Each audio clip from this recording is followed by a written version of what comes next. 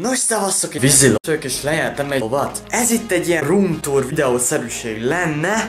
Az első dolog, amit meglátok, és ha idébb tekintünk, itt található a két gitárom, a sima klasszikus, ami most benne van a tokjába, és a sima klasszikus, ami most benne van a tokjába, és a sima klasszikus, ami most benne van a tokjába.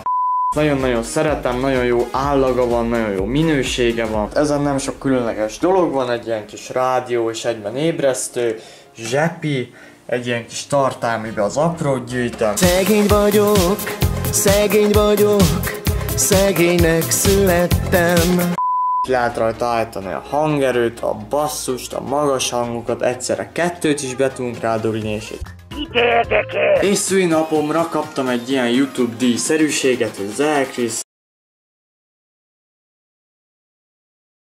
Található ugye egy ablak, amin kinézünk, hát ott van kert. Kert. Aztán jön a szobámnak a kedvenc része.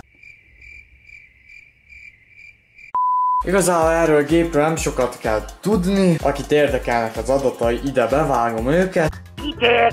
Van ugye 2 darab kamera állvány. Általában, ha vlogokat veszek, kérdezfelelek vagy bármi, akkor csak felrakom vagy erre, vagy erre, vagy erre, vagy erre, vagy erre, vagy erre.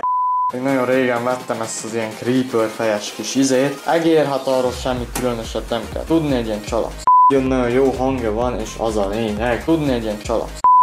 Lényegében ennyi is lett volna ez a videó. Én Jóska gyerek voltam. Sziasztok!